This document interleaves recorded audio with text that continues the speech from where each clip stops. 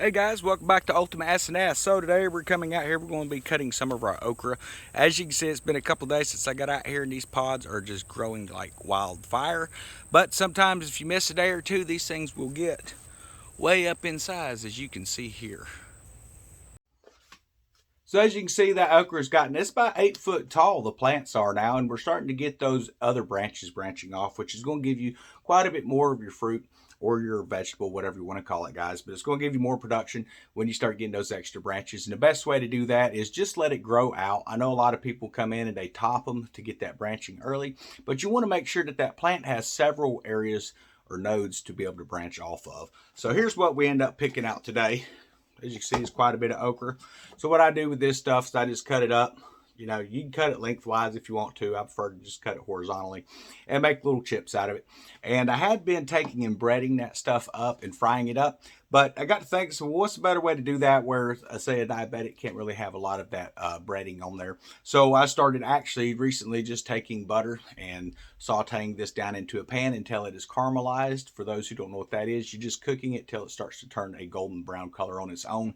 And the flavor is actually quite a bit better. A lot of people don't like okra because they say it's slimy to the kind of a mouthfeel. So if you actually just take and caramelize that stuff down, it takes a little longer to cook that way. You're not going to have that slimy effect. So that's a good alternative for that. Okra is probably one of the easiest crops I've seen to grow. You just plant the seeds in and they do what they do, and they don't have as much issues with bugs and stuff like that. You're going to see ants climbing up and down those stalks, and don't go out and kill those ants. Now if it's fire ants, then yes, you need to deal with them, but just regular ants, they actually come up and they grab pollen from inside the flower, and while they're doing that, while they're not a great pollinator, they actually are pollinating your plants as well. So that's something to keep in mind when you're out in your garden. You may see bugs and think, oh, I need to get rid of these bugs.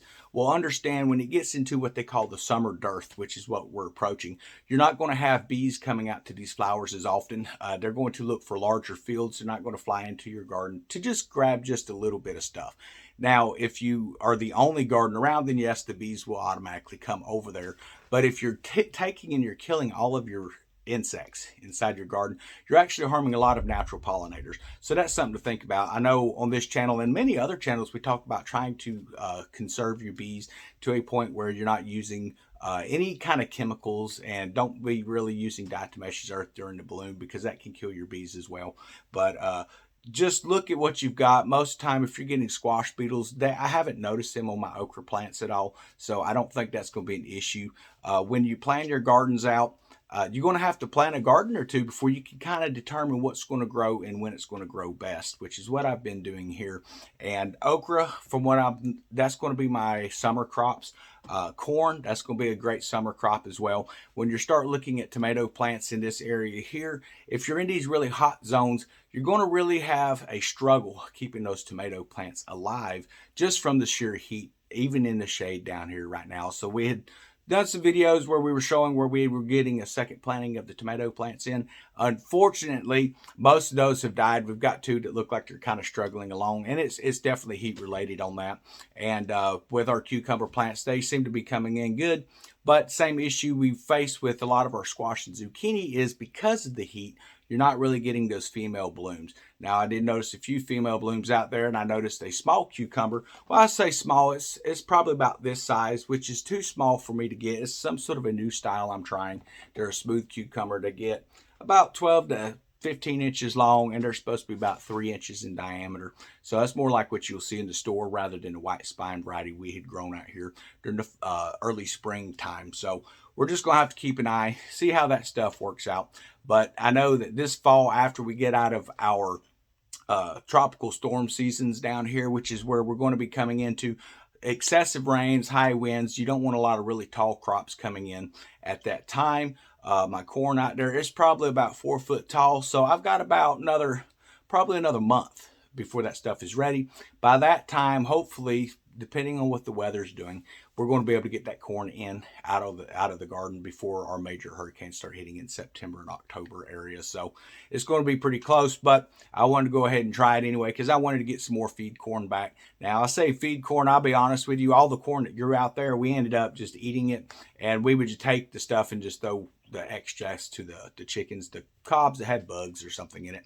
And that's something you're going to run into when you grow corn in hot climates, is you're going to get those little worms or beetles or whatever you want to call it. It's a type of a larva, and they will eat the top of the corn out. So if you do that and you see that happening, just let the corn continue to develop. You can try dusting it if you want to, but chances are it's already into husk. Just cut the bad areas off and you can continue to eat that stuff. So that's just one of the things that comes with gardening, guys, is dealing with the insects. But when you go into it, don't think, well, I don't want any insects in my garden at all.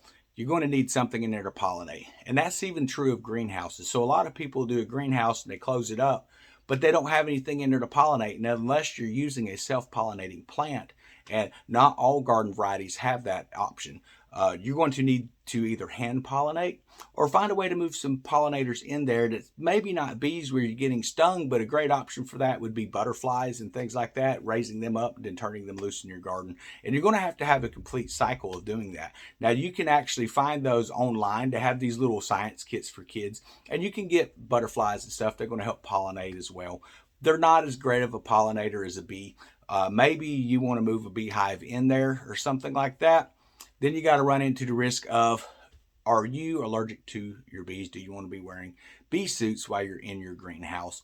But it's just one of them things where every time you come up with an option for something, there's always going to be a pro and there's always going to be at least one con to whatever it is you're trying. So you have to find what works best for you.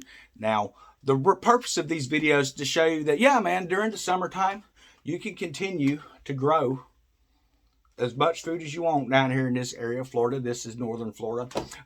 It is freaking hot. I'm not going to lie. You'll go through spells where you will have no rain at all, and then all of a sudden it'll start raining. And you can't really depend on the forecast either, because they'll tell you, okay, you've got rain coming this week in the mornings, and you're like, that's perfect, morning rain, everything will be great the rest of the day and get full sun. And then it doesn't rain at all. So then you're out there having to drag hoses around to get your stuff watered when you're growing in your yard. Now, if you are set up in a greenhouse, you can have your sprayers and stuff like that where it automatically does that. But then you're always using just the water from your well or the water from your rain catch barrels or whatever your source is that you're coming from. You're not actually getting that good rain from the sky. So that's kind of something you're going to have to determine. Do you want to always have to water it? They have greenhouses with retractable tops, so that's something you could look into as well. But you're talking a lot of money when you're looking at those greenhouses. They have these little portable jobs that my brother's getting us hooked up on something like that. When it comes in after the storm season has passed, we're going to put that up. We're going to build some boxes, and we're going to try to grow some of our other plants and just do a little channel thing on doing some growing inside of a greenhouse. So I'll be honest with you, I've not used greenhouses before. I've always just planted in the yard. I have done it where you've grown in like showers and stuff. Back when we were traveling a lot with the RV, I would take and I'd put a tomato seed inside of a plant, and I'd just put that in a shower area that has a what do you call it, like a skylight, and they did great in there. So that's something you could look at, is growing them in front of a window in your house, and then you're able to manage that temperature a little bit more. And that's something I probably will look into, because there's really no use in this room. So I'm thinking about putting a couple of plants up here by the window up at the front here and just seeing how it goes. But you always have to look for a way to make it work. You can't sit back and say, well, I tried and it didn't work. Well, if you tried, then it's time to try something different. There's no defeat if you never give up, guys. And that's what you need to realize in life, just like with gardening. If you allow negative things to build up in your life, it's going to choke who you can be down, the potential that you have in your life. Same thing in the garden. You allow the weeds to continue to grow and don't get out there and hoe that stuff out. You're going to kill your garden. So there's a lot of spiritual aspects in there as well. And that's why I like to garden, because when you're out there and you're spending time out in nature and you're growing your own food, you're getting a lot of realizations and stuff that you can apply in your own lives as well. So great thing if you're into wanting to feel closer to the creator, man. That's probably, in my opinion, one of the greatest ways you can do that, is just get out and garden. If you want to put on some music or something, I like to listen to the birds sing in the morning. We've had some clips of that in the past. But if you're curious about learning more about how we planted this garden directly in the ground, then definitely check out the playlist, because we have garden care, which is going to show you everything. I mean, the failures and the successes, all the way to the point where we planted it, got wiped out by frost, had to come in and do another replant. plant. Then we had major torrential downpour in this area. So then we had to replant a few more sections, and we've ended up managing to have food coming off year-round so far. So understand, when we're talking about a year-round garden, we're not just saying, okay, well, we're going to have the exact same stuff growing year-round. That's not the way it works. So early into our spring season, we had a lot of lettuce and a lot of radishes and things like that, which was great. But as it started to get hot, those things started to bolt and seed out. So we saved seeds from that for our fall planting. So that's going to be great, but it doesn't grow well in the summer. Same thing with our tomato plants. They were looking really well, but they was in an area where they were getting direct heat from our intense sun. And it started to kill them right toward the end of their cycle. Well, they were a determinate breed, so we're wanting to try the indeterminate breeds now, which are supposed to be a little bit easier to keep going year round. So if we can get those last two to actually recover, would be great. It's not looking too good in our forecast because now we're starting to get up to the triple digits. So I expect that those probably will die. I will not give up on it. I will simply just start growing them indoors if I have to. And that way they are regulated to have direct sun coming in through a light.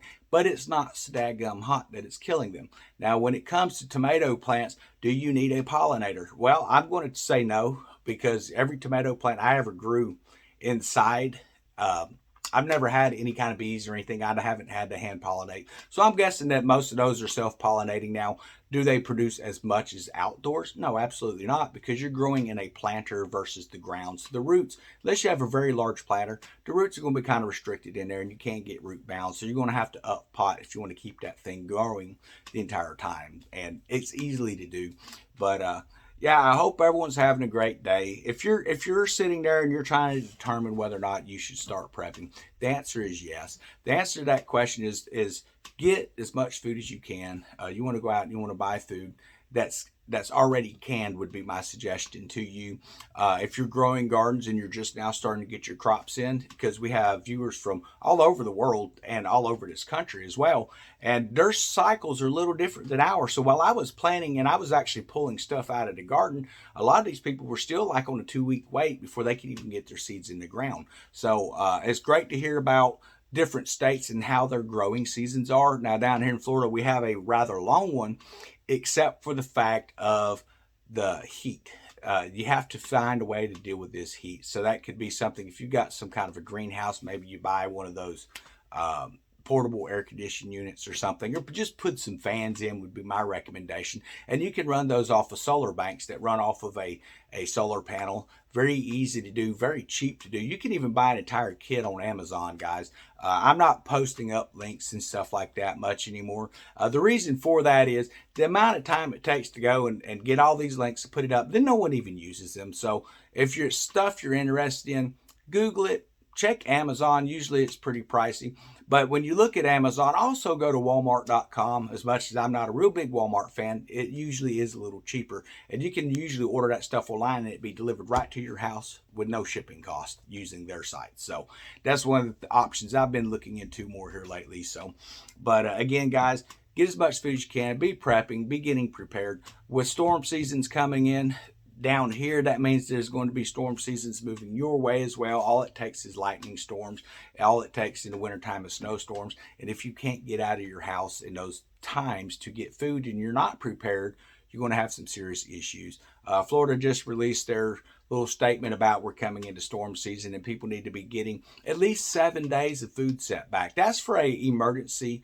We had a storm. They expect 7 days is how long it takes to get power restored. But understand, when we had Hurricane Michael and we're getting a lot more of these high-end storms, these just record setters, man.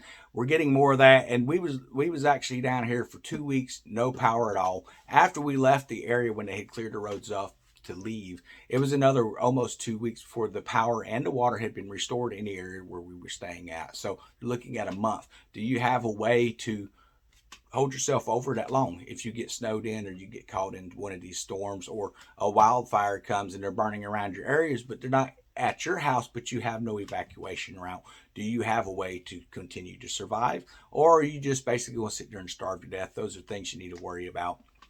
And hunting, you need to be working on hunting skills, trapping skills, and things like that. And be researching in your area, because you do not want to go about losing your rights to own a firearm or your right to trap and things like that. And if you're not following those laws and they catch you, you will lose that. You will lose that right, guys. And it's not worth the prison time. It's not worth losing your rights to be able to do that. So always be mindful of what the law is in that area when you're doing things like that, because understand certain seasons when it comes in, you have birthing seasons and stuff, and the only way to replenish that wildlife is to allow those seasons to take place and allow those births to happen and allow the rearing of those young. Because if you're not doing that and you're just going around and you're poaching, you're going to be hurting yourself in the long run. And not only are you hurting yourself, you're hurting other hunters and other preppers in the area. So again, guys, have a wonderful day. Get food now.